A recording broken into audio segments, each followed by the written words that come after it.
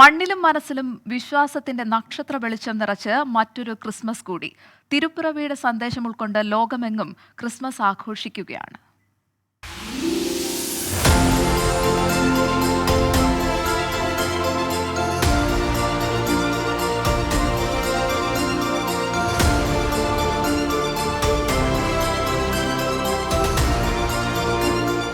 ശാന്തിയുടെയും സമാധാനത്തിന്റെയും ആഘോഷമായ ക്രിസ്മസിനെ വരവേറ്റിരിക്കുകയാണ് നാടും നഗരവും.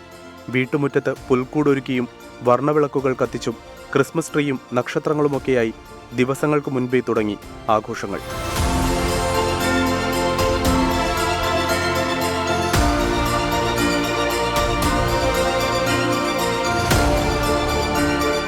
സമ്മാനങ്ങൾ നൽകിയും കേക്കുമുറിച്ചും കരോൾ സംഗീതത്തിന്റെ അകമ്പടിയുമായി സാന്താക്ലോസ് എത്തുന്നതുമെല്ലാം ക്രിസ്മസ് ദിവസത്തിന് മാറ്റുകൂട്ടുന്നു. ആശംസാ സന്ദേശങ്ങളടങ്ങിയ കാർഡുകൾ കൈമാറി ബന്ധങ്ങൾ പുതുക്കാനും ഒത്തുകൂടാനുമുള്ള അവസരം കൂടിയാണ് ക്രിസ്മസ്.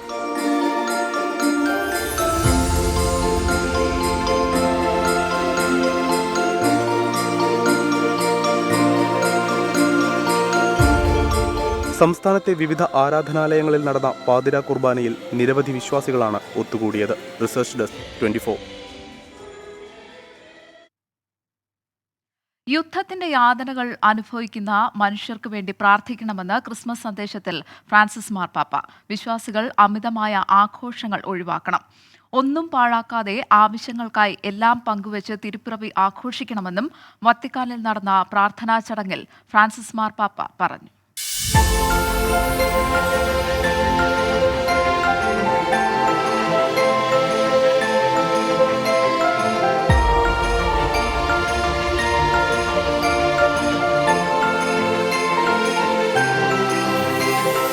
യേശുക്രിസ്തുവിന്റെ ജന്മദേശമായ ബെത്ലഹേം ഒഴികെ ലോകമെമ്പാടും ക്രിസ്മസ് ആഘോഷിക്കുകയാണ്. വിശ്വാസികളെക്കൊണ്ടും സഞ്ചാരികളെക്കൊണ്ടും നിറഞ്ഞിരിക്കേണ്ട ബെത്ലഹേം ഇന്ന് വിജനം. ക്രിസ്മസ് ട്രീകളില്ല, സമ്മാനപ്പൊതികളില്ല, മധുരം വിതരണം ചെയ്യുന്ന സാന്താക്ലോസുമില്ല. ആളും ആരവുമില്ലാതെ എങ്ങും പലസ്തീനായി പ്രാർത്ഥനകൾ മാത്രം. യുദ്ധത്തിന്റെ കെടുതികൾ നേരിടുന്ന മനുഷ്യരെ തിരുപ്പിറവി ദിനത്തിലെ പ്രാർത്ഥനയിൽ മാർപ്പാപ്പ പ്രത്യേകം സ്മരിച്ചു. പലസ്തീനും ഇസ്രയേലും യുക്രൈനും ചിന്തകളിലുണ്ട്. ദുരിതവും പട്ടിണിയും അടിമത്തവും നേരിടുന്ന എല്ലാവരെക്കുറിച്ചും ചിന്തിക്കണമെന്നും മാർപ്പാപ്പ. ദൈവപുത്രൻ ഹൃദയങ്ങളിൽ മനുഷ്യത്വം നിറയ്ക്കട്ടെയെന്നും ക്രിസ്മസ് സന്ദേശത്തിൽ ഫ്രാൻസിസ് മാർപ്പാപ്പ പറഞ്ഞു.